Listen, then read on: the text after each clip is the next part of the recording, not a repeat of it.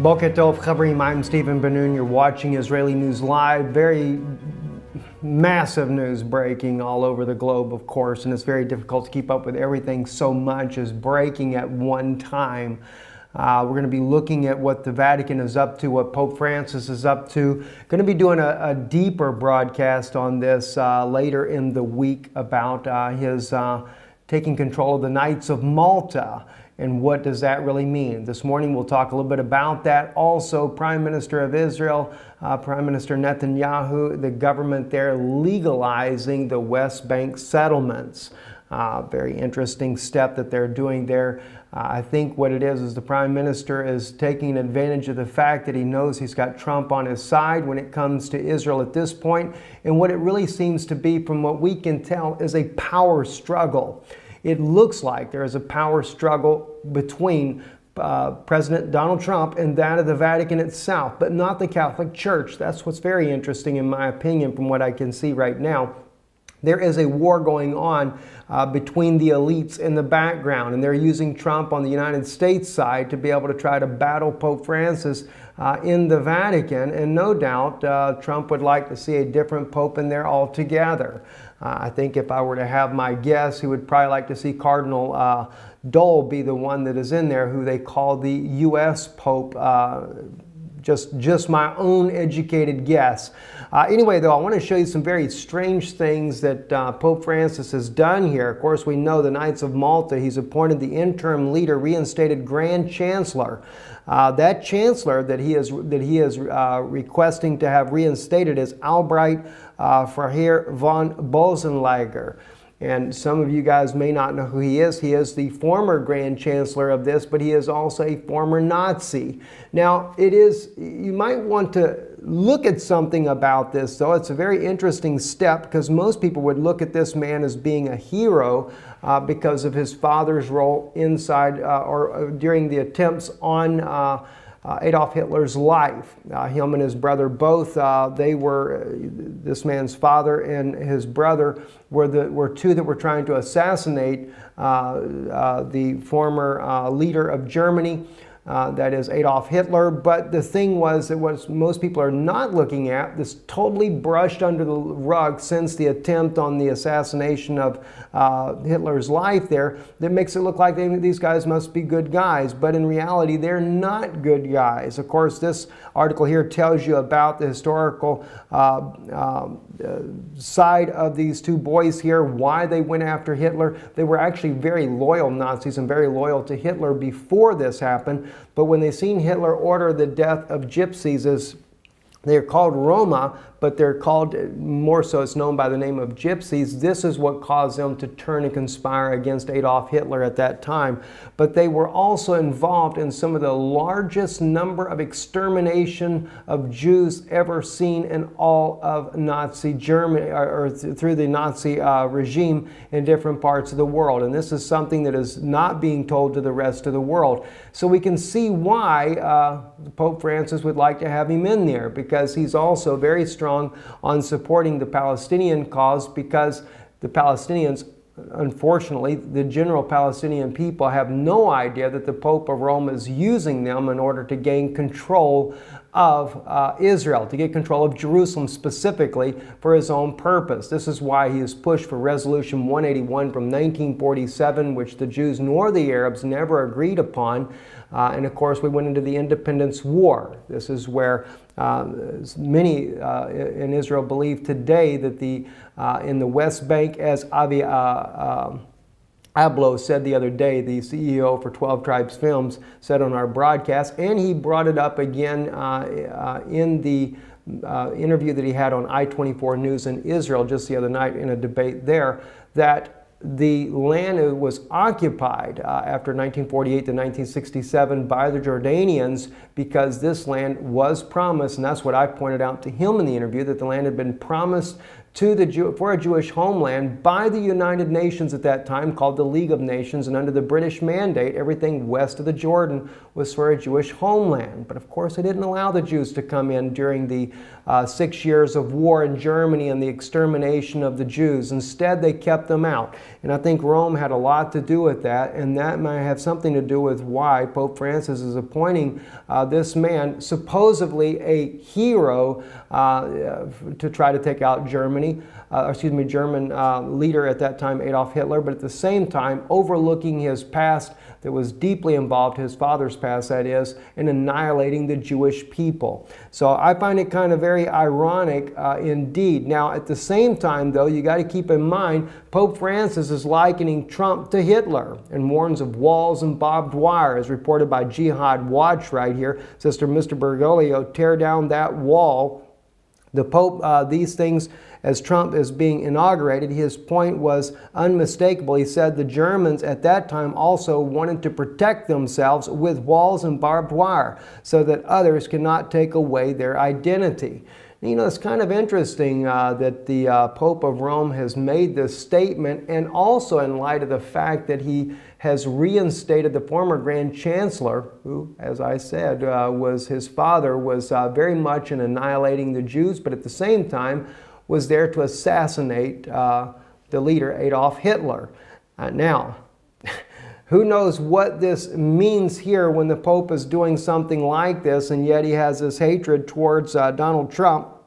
But then again, there is still a major concern with Trump, though, and his close ties to the Catholic Church regardless. So it looks like there's a power struggle also for the top religious institution in the world. And as I've stated before, I'm sure that Trump would like to see the pontiff replaced with someone that he would like a little better, kind of like the Supreme Court justices in the United States.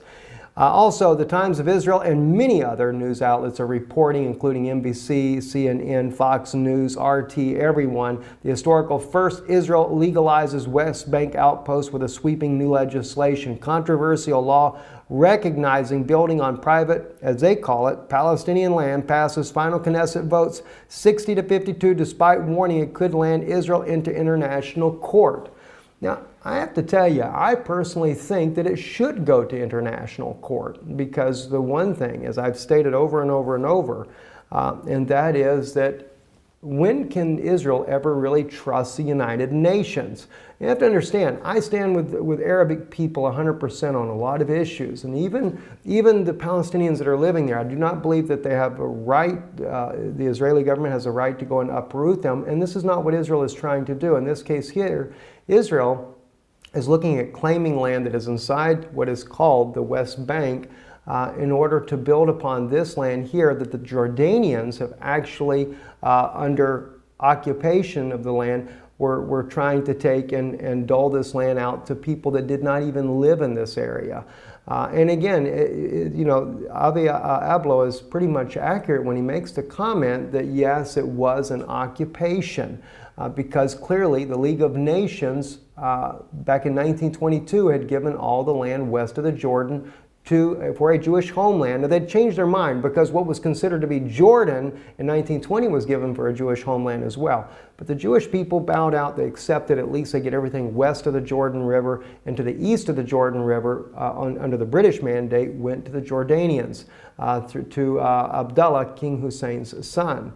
And of course, we know about the other lands as well, Syria under the French mandate, etc. All the land was being divided up after World War I.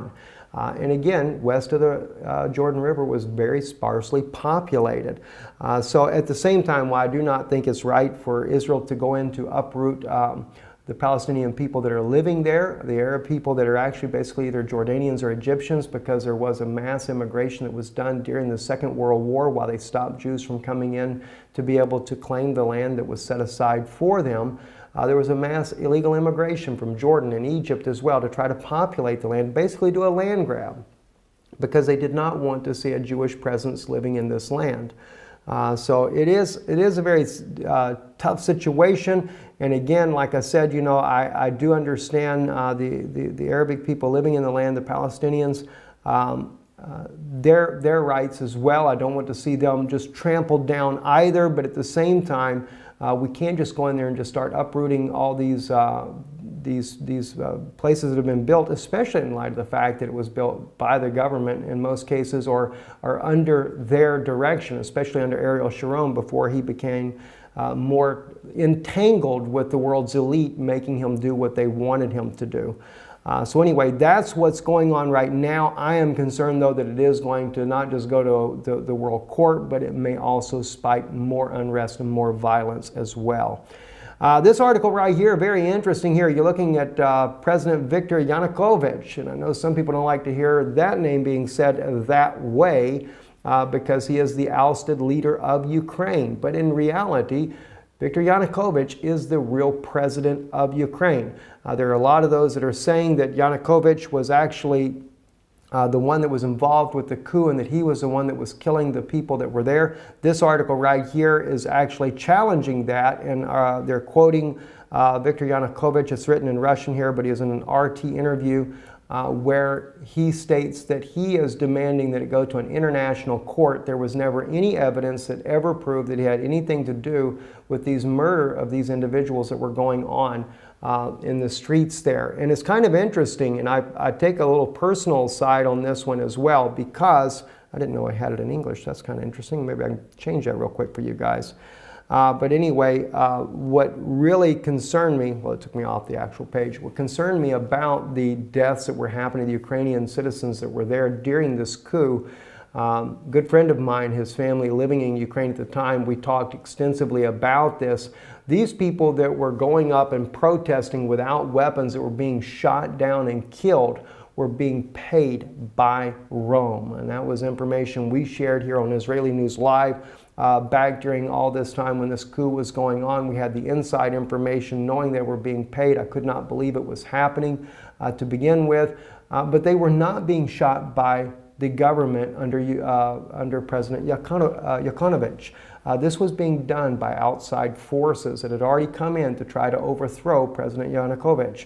And at the same time, one of the articles we brought out recently, President Yanukovych, to me, has been cleared when the now state's prosecutor under Petro Poroshenko stated that he found a letter written by Yanukovych that was inviting President Putin in to help to deal with the crisis his country was going into before it ends up in a civil war. And at that time, it was not a civil war, but it was rapidly headed that way. So if this is all true, and some have said that it's alleged, but hey, Ukraine is using it as their smoking gun. If that is true, under international law, not being an attorney, but under international law, if we go by what John Kerry said about Russia being invited into Syria and that they have a right to be there, then we would have to say that Russia also had a right to be there, to go to Crimea, as well as to eastern Ukraine or any other part of Ukraine to help President Yanukovych, which we know Russian forces did rescue him because they were trying to murder him as well. So that's something that the Western media does not want anybody to know, but I think it's important for people to know the truth and the facts as they're happening. Also, to let you know about how things are tensing up, though, in the Baltic region and around there. Of course, this is off of Greece. We see the USS George H.W. Bush Nimitz-class aircraft carrier has arrived in Soda Bay, Greece today. But also Romania, we have a USS destroyer there, the RLI Burt-class destroyer USS Porter in Romania. Is actually stationed, pulling in there today. We know there's a lot of unrest going on there. I got some information sent to me via email from a friend of ours that is on the ground inside of Romania. And just the other day, he sent me and I meant to bring this up on the screen for you. I'll try to catch it in this afternoon's broadcast. But he shared with me a time-lapse video that was showing from one of the stationary cams there in the city. And I think it's in Bucharest. There were 300,000 demonstrators there A total of 600 estimated thousand demonstrators nationwide in the different cities around there. The protests are growing, and it is no doubt becoming a major concern for the government there. U.S. troops are on the ground in Romania. I do not think it's so much for the protest as much as it is to be on the south side of Ukraine in the event something were to break loose in that region of the world that could get worse. Anyway, I'm Stephen Ben-Nun. We'll be looking more about Ukraine this afternoon as well to bring you up to speed on what's happening there, how the troop movement is moving around, and what we can expect. I'm Stephen Ben-Nun. You're watching Israeli News Live. By the way, if you appreciate this type of news broadcast we do, trying to bring you unbiased opinions on our work, definitely go to our website, israelinewslive.org, and help support the work we're doing. And by the way, we will be going to Israel. We have a special meeting March the 28th in Israel. It'll be in the afternoon, be a couple of speakers there.